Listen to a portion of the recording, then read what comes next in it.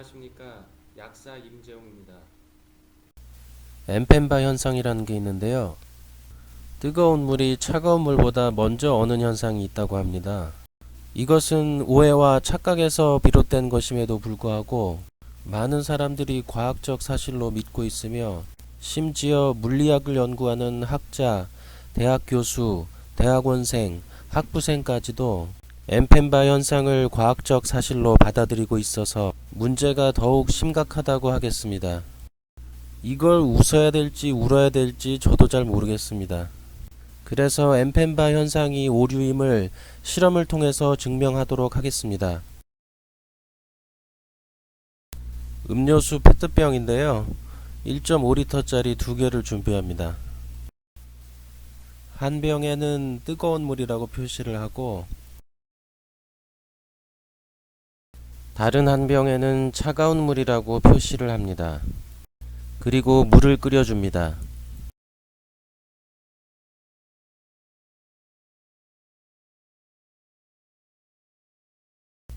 물은 3리터를 넣었는데요. 1.5리터 페트병으로 2병을 가득 채워서 넣으면 되겠습니다. 이 실험은 어떤 절대값을 구하는 것이 아니고 상대적인 수치를 비교하는 것이기 때문에 굳이 증류수를 사용하지 않고 수돗물을 사용해도 무방합니다. 대략 80도 정도로 데워진 물을 같은 높이로 채웁니다. 이건 역시 온도계로 80도를 정확하게 잴 필요는 없고요. 냄비 밑바닥에서 기포가 올라올 때쯤 불을 끄면 되겠습니다. 끓는 물을 넣으면 페트병이 녹아버리기 때문에 70에서 80도의 물을 넣어야 합니다. 그리고 뚜껑을 닫아서 더 이상의 증발에 의한 손실이 없도록 합니다. 뜨거운 물을 스티로폼 박스에 넣어주고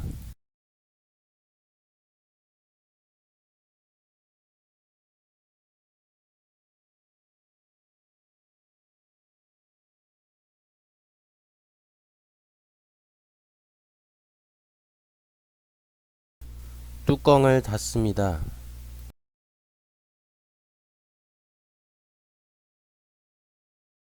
그리고 차가운 물을 얼음물에 넣어 식혀줍니다. 이렇게 하는 데는 다 이유가 있는데요. 실험을 하기에 앞서 엠펜바가 맨 처음 어떻게 이 현상을 발견하게 되었는지 그리고 어떻게 실험을 했었는지 찾아보았습니다. 논문을 읽어보면 엠펜바는 아이스크림을 아이스트레이에 얼리다가 이 현상을 최초로 발견합니다. 그런데 아이스트레이는 보시다시피 뚜껑이 없습니다. 그리고 나중에 실험실에서 실험을 해보는데 이때에는 비커를 사용합니다. 비커 역시 뚜껑을 덮지 않고 그대로 실험을 합니다. 여기에서 엠펜바 현상의 첫 번째 오류가 나오는데요. 뚜껑을 덮지 않았기 때문에 뜨거운 물에서는 증발량이 많아서 물이 줄어들고 차가운 물은 증발량이 적기 때문에 물이 줄어들지 않아 양쪽의 물의 양이 다르다는 것입니다. 비교 실험에서는 실험하려는 항목 외에 모든 조건을 동일하게 해주어야 하는데 각각의 물의 양이 달라서 실험 결과는 오류가 날 수밖에 없습니다. 두 번째 오류는 물의 밀도에 관한 것인데요. 같은 1리터의 물이라도 100도씨의 물은 0도씨의 물보다 4% 가볍습니다. 즉 차가운 물을 1리터 뜨면 무게가 1kg이지만 뜨거운 물을 1리터 뜨면 무게가 960g 밖에 나가지 않습니다. 엠펜바는 차가운 물로 수돗물을 받았고 뜨거운 물로 보일러에서 데워진 물을 각각 동일한 부피로 받았습니다. 부피는 같았지만 온도가 달랐기 때문에 둘의 무게는 달랐고 따라서 실험 결과는 오류가 날 수밖에 없었습니다. 처음 물을 받을 때도 적은 양을 받은 데다가 뚜껑까지 덮지 않아 증발에 의해 더 많은 물이 사라졌기 때문에 뜨거운 물이 더 빨리 얼었던 것입니다. 그래서 제 실험에서는 동일한 온도에서 동일한 양의 물을 넣었기 때문에 둘의 무게, 즉 질량은 똑같게 됩니다. 그리고 뚜껑을 닫았기 때문에 증발에 의한 손실도 없어서 이 둘의 물리량은 같습니다. 차가운 물을 얼음물에서 30분 정도 식히고 냉동실에서 1시간 정도 식혀서 대략 5도 정도로 낮추었습니다. 뜨거운 물을 스티로폼 박스에서 꺼내서 차가운 물과 뜨거운 물을 동시에 냉장고에 넣도록 하겠습니다. 5시간 정도 후에 꺼낸 모습입니다. 왼쪽이 차가운 물인데요. 대부분 다 얼고 약간의 물만이 남았습니다.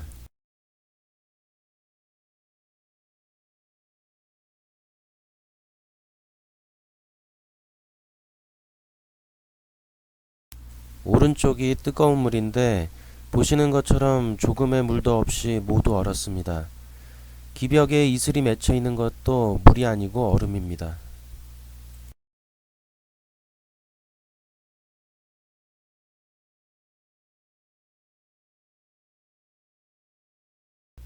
이것을 모식도로 나타내면 다음과 같은데요. 차가운 물은 불투명한 얼음이 얼었고 아주 적은 양이지만 아직 얼지 않은 물이 조금 있었고, 뜨거운 물은 투명한 얼음이 얼었으며 증발했던 물이 기벽에 그대로 얼어서 이슬 모양의 얼음이 되었습니다. 이 결과만 놓고 보면 엠펜바 현상이 과학적으로 사실인 것처럼 보입니다. 뜨거운 물은 모두 얼음이 된 반면 차가운 물은 소량이지만 아직 얼지 않은 물이 남아있기 때문이죠. 하지만 반전은 지금부터 시작되는데요. 양쪽 모두 땅에 떨어뜨려서 얼음을 깨보았습니다. 보시는 것처럼 뜨거운 물은 얼음이 반이고 아직 얼지 않은 물이 반이었습니다. 전부 얼 것처럼 보였지만 사실은 얼음 안에 얼지 않은 물이 갇혀 있었던 것이죠.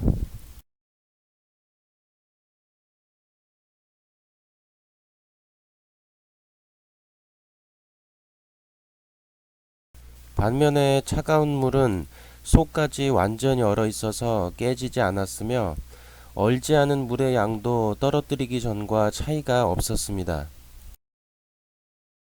이것을 그림으로 나타내면 다음과 같은데요. 차가운 물은 얼음이 속까지 단단하게 얼어서 덩어리 얼음 그대로 있고 아직 얼지 않은 물은 조금밖에 없는 반면 뜨거운 물은 조각 얼음이 반 정도 되고 나머지는 아직 얼지 않은 상태였습니다. 뜨거운 물은 햄버거 패스트푸드점에서 주는 콜라와 비슷한 모습을 하고 있었습니다. 얼음을 반쯤 담고 콜라를 리필한 것처럼 되어 있었습니다.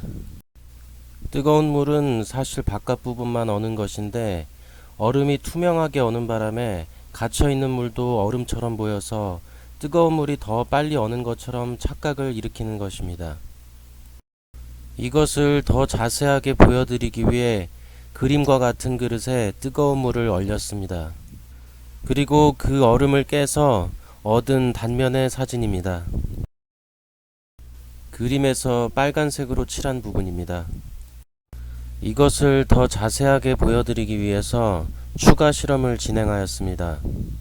2개의 유리병을 준비한 후에 차가운 물에는 검정색을 칠하고 뜨거운 물에는 빨간색을 칠했습니다. 이렇게 색깔을 칠한 이유는 병이 얼어 깨졌을 때 글자를 알아보지 못하더라도 색깔을 보고 구별하기 위해서입니다. 100도씨로 끓인 물을 넘치도록 가득 부어줍니다.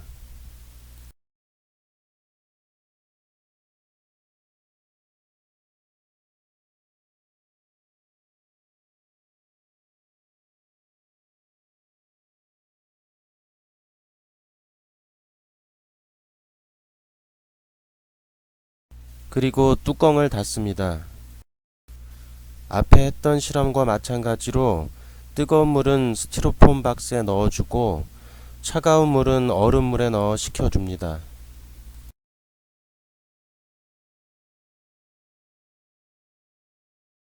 차가운 물을 얼음물에 30분, 냉동실에 30분 정도 두어서 대략 5도씨로 낮춘 후 스티로폼 박스 안에 있는 뜨거운 물을 꺼내서 냉동실에 넣습니다.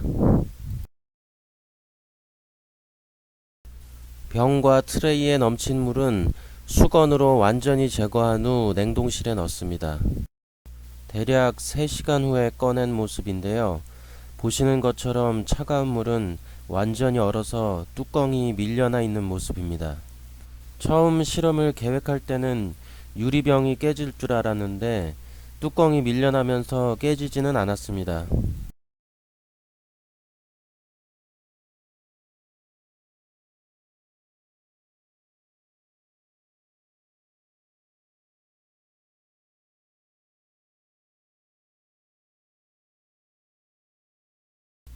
뜨거운 물은 아직 얼지 않아서 뚜껑이 그대로 닫혀 있습니다.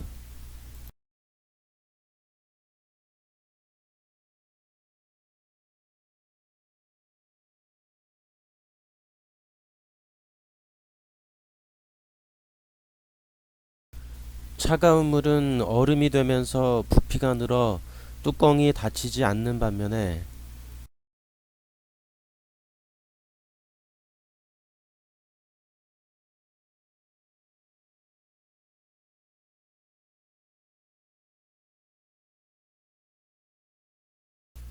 뜨거운 물은 겉으로 보기에는 얼음이 언 것 같지만 아직 속까지 다 얼지 않았기 때문에 뚜껑이 잘 닫힙니다.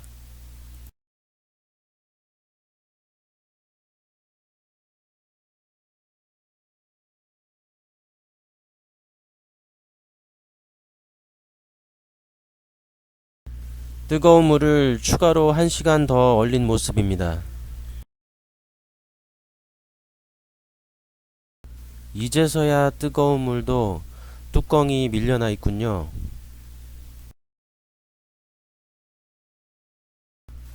뚜껑을 열어보니 얼음이 볼록 튀어나와 있지 않아서 이상하게 생각했는데 바로 뚜껑에 붙어 있었습니다.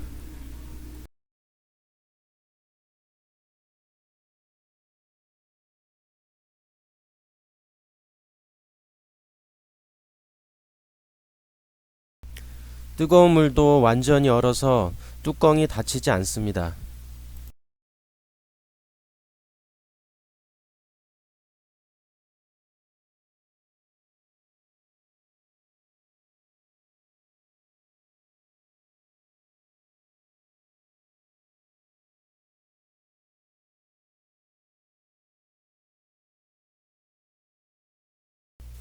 결론적으로 엠펜바 현상은 과학적 사실이 아니라 오해와 착각에서 비롯된 우연한 현상입니다. 엠펜바 현상을 맹신하는 사람들이 하는 말 중에 아리스토텔레스, 프란시스 베이컨, 르네 데카르트도 뜨거운 물이 차가운 물보다 먼저 어는 현상을 발견했다고 얘기하는데요. 이들은 사실 과학자라기보다는 철학자로 분류되는 사람들입니다. 그리고 끓는 물을 흩뿌렸을 때 순식간에 눈이 되는 현상을 엠펜바 현상이라고 착각하는 경우가 있는데요. 끓는 물은 물 분자끼리 결합하려는 수소 결합이 매우 약해져 있는 상태이기 때문에 공중에 흩뿌릴 경우 매우 작은 물방울로 분리가 되어 순식간에 열을 잃고 눈이 되는 것입니다. 차가운 물도 분무기에 넣어 입자를 매우 곱게 만들어 뿌려주면 땅에 떨어지기 전에 눈이 됩니다. 표면적이 늘어남으로 열 손실이 빨라져서 눈이 되는 것이지 뜨거운 물이라서 눈이 되는 것이 아닙니다. 공유결합이 에너지를 저장했다가 방출한다는 논리로 엠펜바 현상을 설명하는 사람들이 있는데요. 고등학교 화학만 제대로 이해하고 있어도 얼토당토하는 이야기임을 바로 알 수 있습니다. 물 분자 1개의 공유결합을 끊어서 산소 원자 1개와 수소 원자 2개로 분리시키려면 920kJ이 필요합니다. 여기서 주의해서 볼 것이 물 1g이 아니고 물 분자 하나당 920kJ이 필요하다는 것입니다. 물 1g의 공유결합을 끊으려면 1g에 들어있는 물 분자 수만큼 920kJ이 필요한 것이죠. 그래서 물 1g 속에 물 분자가 몇 개 들어있는지 구한다면 물 1g의 공유결합을 모두 끊을 수 있는 에너지의 양을 구할 수 있는데요. 물 1g은 대략 0.06몰입니다. 몰이라는 게 아보가드로의 수, 즉 6 곱하기 10의 23승계이므로 0.06에 아보가드로의 수 6 곱하기 10의 23승을 곱해주면 대략 3.6 곱하기 10의 22승이 됩니다. 즉 물 1g은 물 분자가 3.6 곱하기 10의 22승계 정도 들어있다는 것이죠.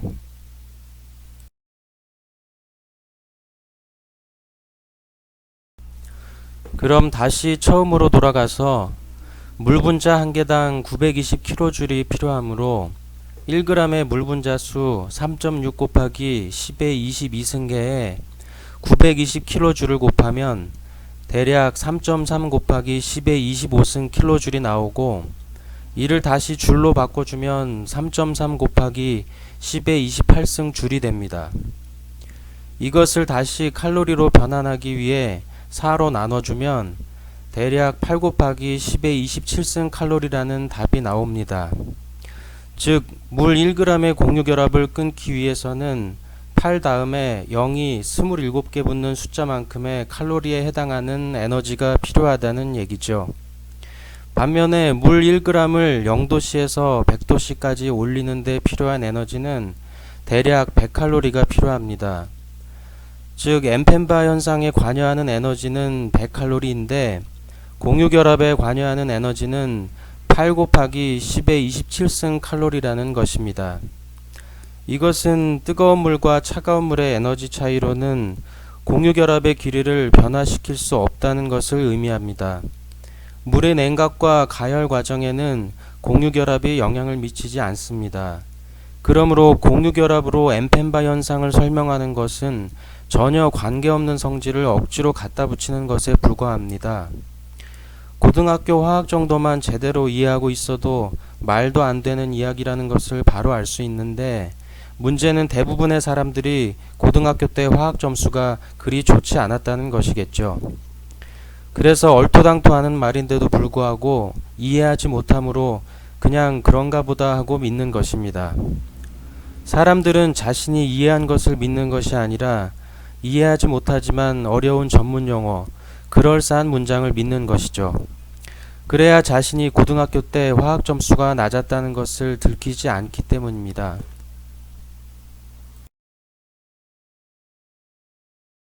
뜨거운 물이 차가운 물보다 먼저 어는 현상은 우연이라도 발견이 되었는데, 반대로 차가운 물이 뜨거운 물보다 빨리 끓는 현상은 왜 우연이라도 일어나지 않는 것일까요? 그것은 바로 잡열 때문입니다. 뜨거운 물이나 차가운 물이나 0도씨에 도달하는 데는 시간이 얼마 걸리지 않습니다. 그러나 0도씨의 물이 모두 0도씨의 얼음으로 바뀌기까지는 아주 많은 시간이 필요하죠.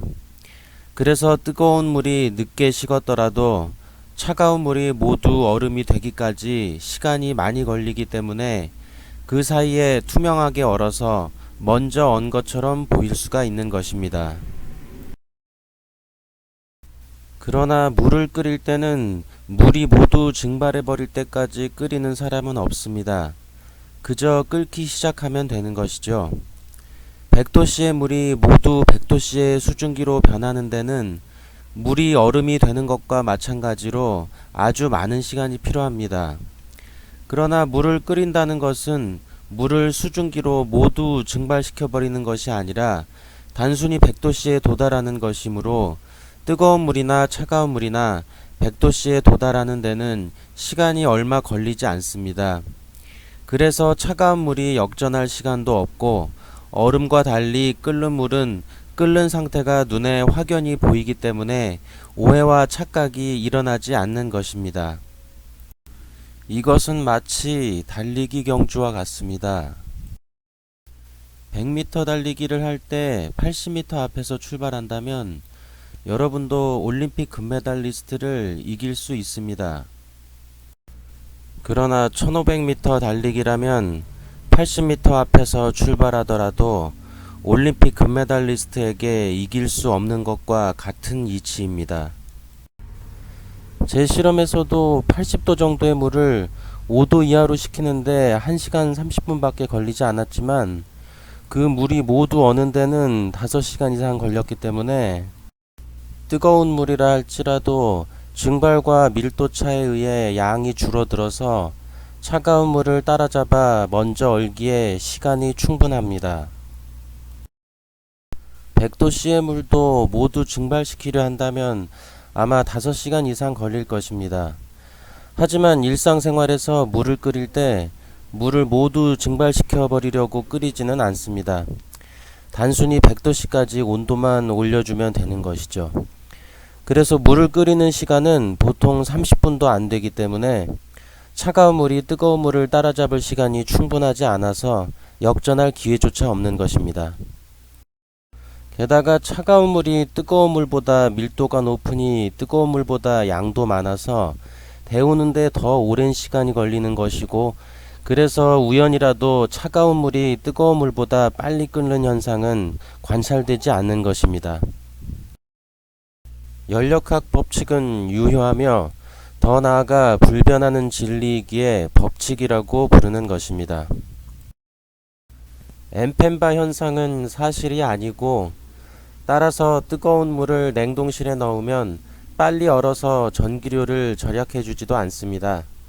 뜨거운 물은 실온에서 충분히 식힌 후에 냉장고에 넣으시기 바랍니다. 이상으로 엔펜바 현상이 오류임을 증명하는 실험을 마치겠습니다. 시청해 주셔서 감사합니다.